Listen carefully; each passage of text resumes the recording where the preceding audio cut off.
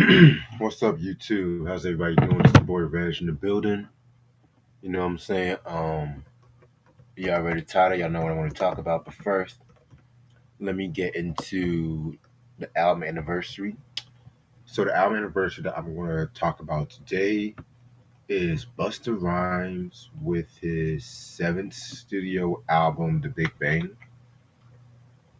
This album came out June 13th, 2006. It came out on Aftermath Records. This is actually his only album that he came out with on Aftermath and whatnot. So this album came out 4 years after the It Ain't Safe No More album, which I'm gonna be honest with you guys, I did not like that album. I pretty much done a review on everything Busta's done except Back on My BS, Year of the Dragon. And I think that's it.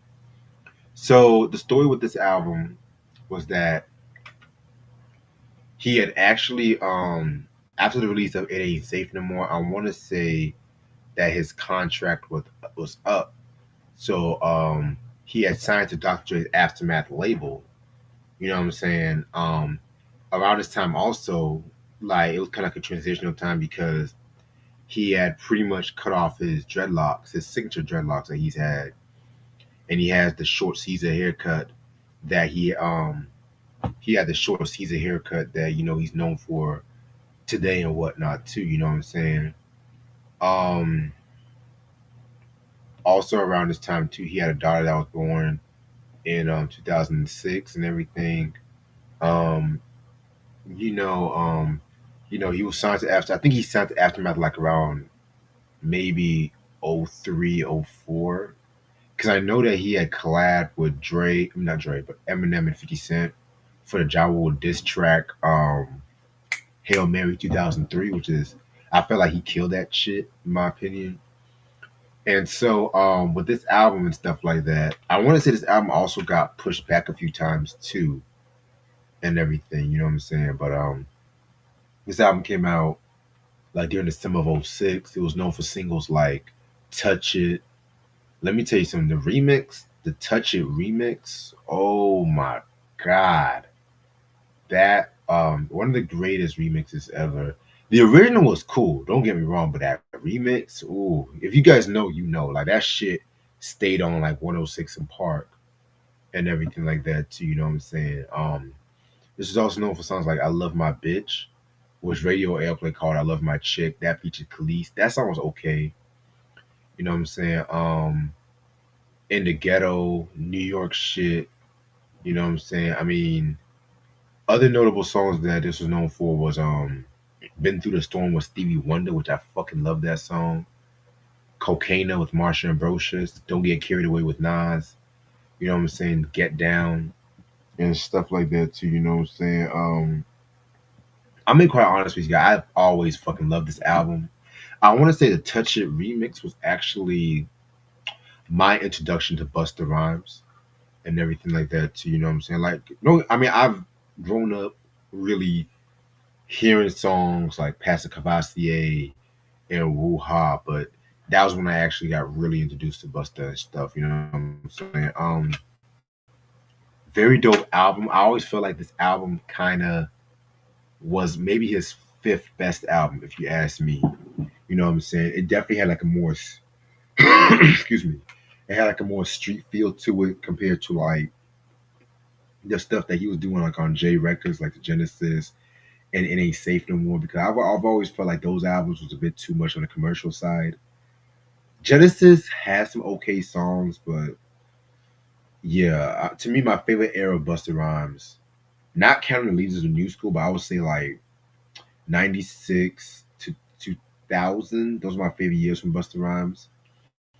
This album definitely has some heat too, and it's kind of crazy because after this album, he had left Aftermath Records and stuff like that too. You know what I'm saying? And pretty much he had signed to Universal Motown where he dropped that bullshit back in my see Busta Rhymes. I like Busta Rhymes. He's all I respect the fact that he's a legend. But when it comes to his albums, I'm not gonna hold you. After the Anarchy album, it's been very hit or miss. Like one minute he'll drop some good shit like The Big Bang, and ELE 2, but then he'll drop some shit like Blockbuster. It ain't back on my BS. I don't know, but I think like after 2000, he was just very hit or miss. And the things he be saying in his interviews, sometimes I kind of like, okay, nigga, all right, but this is a dope album. You know what I'm saying? I mean, when it comes to the Aftermath label and stuff like that, this is definitely one of my favorites from the 2000s and shit. So must have in your collection. All right, now I'm about to do the Billboard charts. This is the week of June 14th, 1986. And we are going to go into the Black Albums charts and everything like that too. You know what I'm saying? And you know how the fuck I do. I'm going to do the top 20 of the albums of that time frame and shit like that. Number 20, we got Teddy Pendergrass with Working It Back. That came out. I want to say that was like the second album he did after the accident. You guys know all due respect to Teddy Pendergrass, the shit he was coming with after that accident, I was just not really a big fan of. To be real with you, number 19, New Edition, All for Love. I think that was one with Cool It Now. No, wait. Cool It Now. I think that was one with Cool It Now and stuff like that. I know that was the one where Bobby Brown, the last one Bobby Brown did before he left, where he got fired the first time.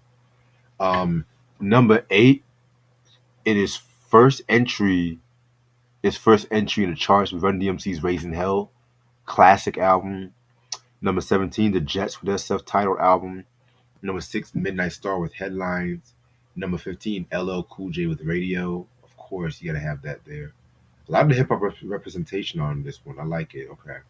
Number 15. I just said number 15. Number 14. Sade with Promise album, classic album right there.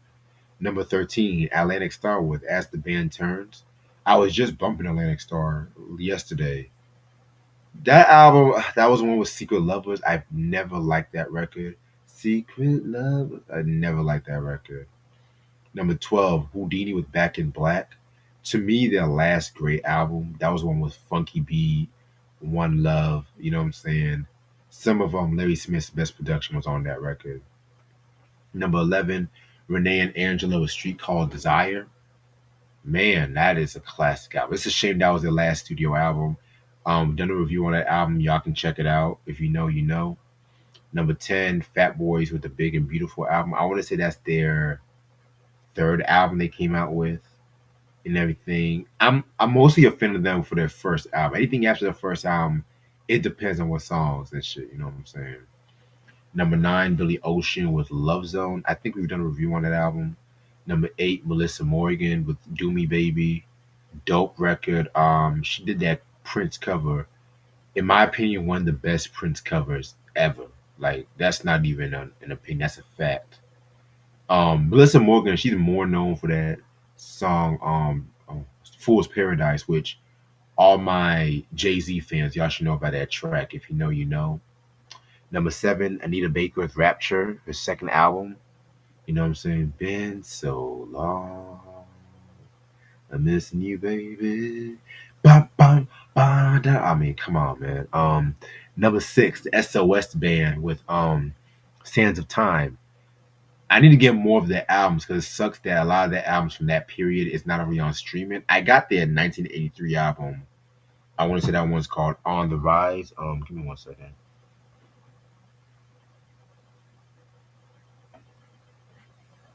Yeah, On the Rise. Yeah. Number 5, Stephanie Mills with Stuff's the self-titled. I want to say that was the album with Feel So Good All Over. I want to say I could be wrong. Number 4, Prince and the Revolution with Parade. The last album Prince and the Revolution done together, and it's a damn good album. Number 3, Whitney Houston was self-titled. I mean, classic album. You Give Good Love, Saving All My Love for You. Come on. Number 2, Janet Jackson with Control. I mean, do I have to talk about that record? And number 1, I want to say this is the first week at number 1 is Patti LaBelle with The Winner in You. This is the album with like New Attitude, and shit like that too. You know what I'm saying? I mean, that song was everywhere at that time. From what I looked up, you know, I was like a big song for Pat. It was just best known for that hair, her hair. You know what I'm saying? Yeah, man. Back when R&B was on another level and shit like that. You had some early hip hop as well too. All right, so I'm gonna talk about No Doubt with their last studio album, Push and Shove. This album came out 2012. Let me show you all the album cover. 2012, September 21st to be exact. Give me 1 second. Yeah. All right. So yeah, man, this was came out September 21st, 2012. They were known for members like Gwen Stefani on vocals, Tony Kanal on bass guitar, Tom Dumont on guitar, and Adrian Young on drums and percussion. This was known for songs such as "The Self Settle Down" and "Looking Hot." Those were the singles off the album. Producers include Anthony Gorey, Matthew Laser, No Doubt, Ariel Renshaw, and Mark Spike Stamp. Um, yeah, Busy Signal and Major Lazer, they were the only guest appearances on this album. So yeah, we talked about all the No Doubt albums up to this point. We talked about Gwen Stefani's first two albums, which technically I could have just done the first album, but I had an extra week at that time, so I was like, I can do the second one. It's no biggie. So after the release of that Sweet Escape album, you know what I'm saying? No Doubt actually was supposed to have wanted to do a new album without her. You know what I'm saying? Because at that time Gwen Stefani was on tour and everything like that too. And also too, she was actually pregnant with the second child at that time. You know what I'm saying? So, No Doubt was pretty torn and everything. They dropped compilation albums and everything like that too, you know what I'm saying? And pretty much, they were still working on this album, had a few writer's blocks here and there and whatnot too. You know what I'm saying? So, which is a common theme when it came to the group at that time and stuff like that, you know what I'm saying? So, yeah, so originally they wanted to finish this by the end of 2010, but they had to push some stuff back. A lot of stuff was happening and stuff like that too. They were perfecting demos and stuff like that too. Trying to shift shop for a new label, which they was still under Interscope at that time and everything. Mind you, this is really their first album that they've done since the what's the album? The Rocksteady album and everything like that too. You know what I'm saying? Which I feel next to Tragic Kingdom, that's their best album if you ask me. But yeah, man. So they came out with 12 songs for this album and everything like that too. This the album cover right here, what you're looking at, it's pretty self-explanatory. It was actually done by a graffiti artist called Miles Mac McGregor. You know what I'm saying? So he actually done the graffiti and the artwork for this one and everything like that too. You know what I'm saying? So yeah, man. Let's get started with the tracks.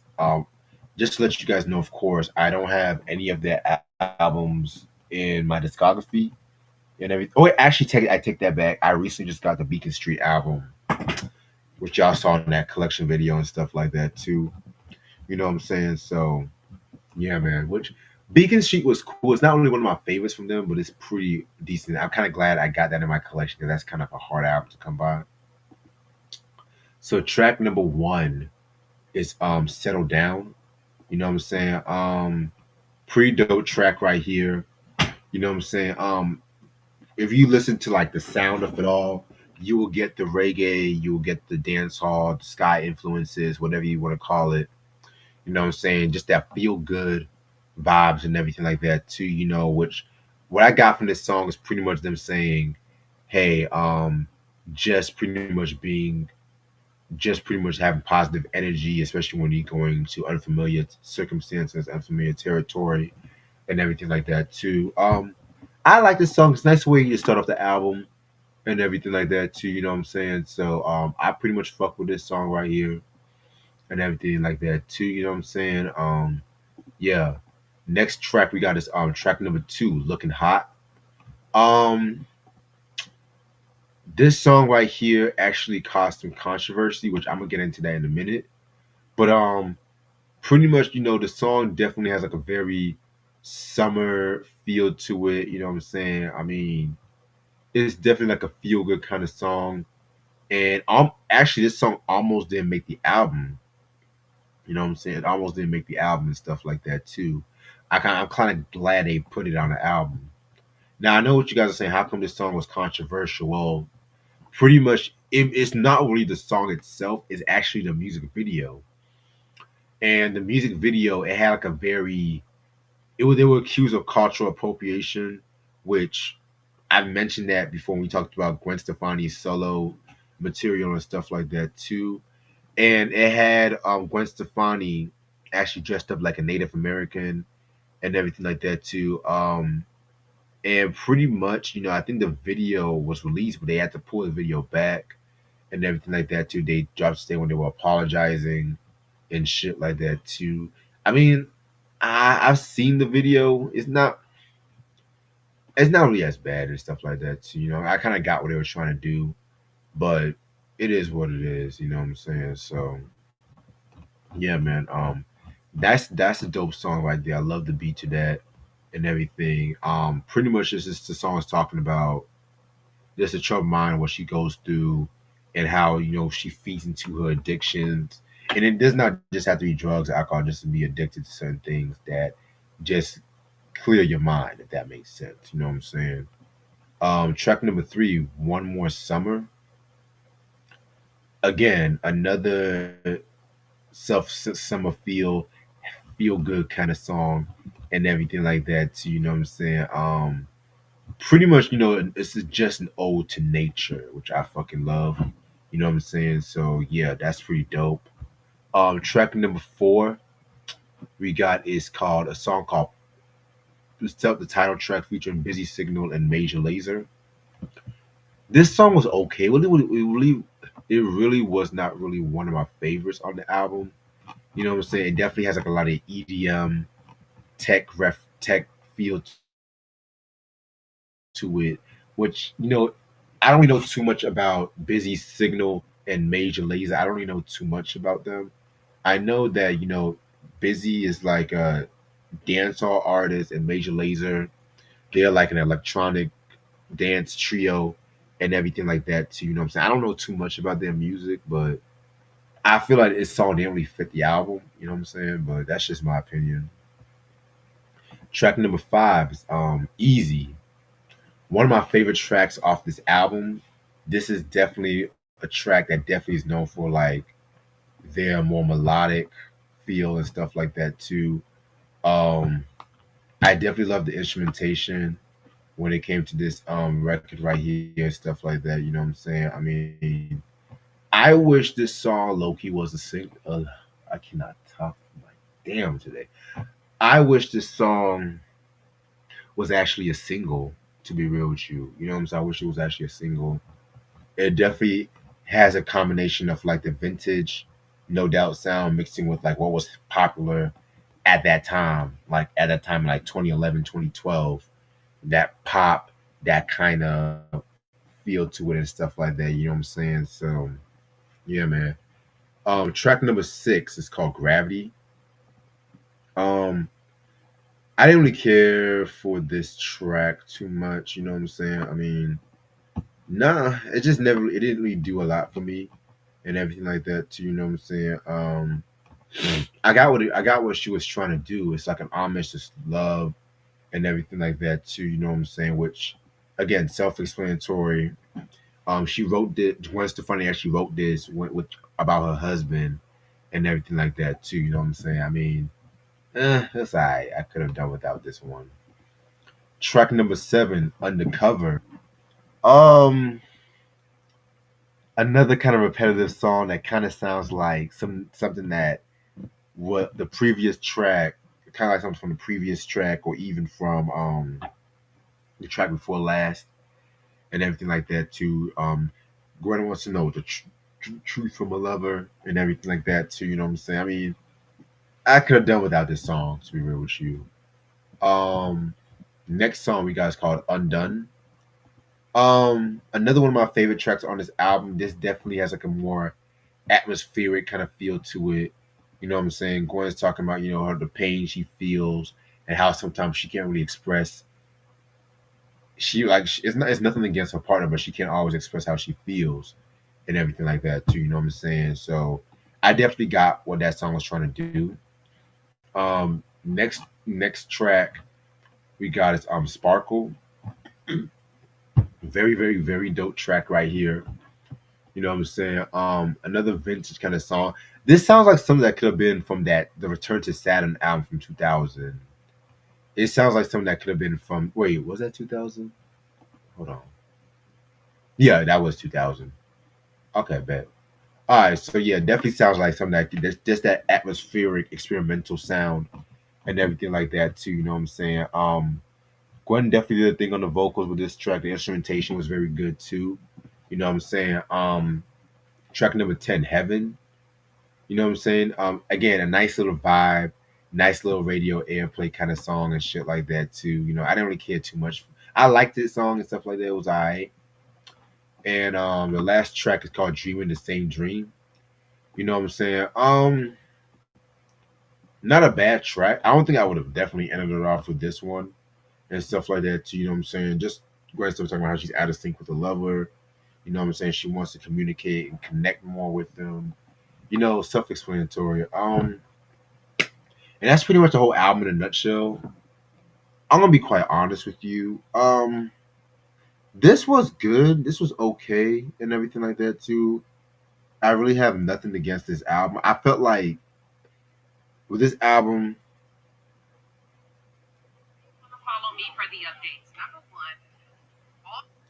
Okay, sorry about that. So yeah, it's not touching the Golden Trio, which I like to call Tragic Kingdom, Return to Saturn, and Rocksteady. It's not touching that. Not saying it's bad. I'd rather listen to this album than like their first two albums. I feel like a middle of the road album. They're just trying to test the waters, see what's popping, and while still holding on to that vintage sound. I definitely feel like some of the subject matter on the songs kind of range from repetitive a lot when it came to this album.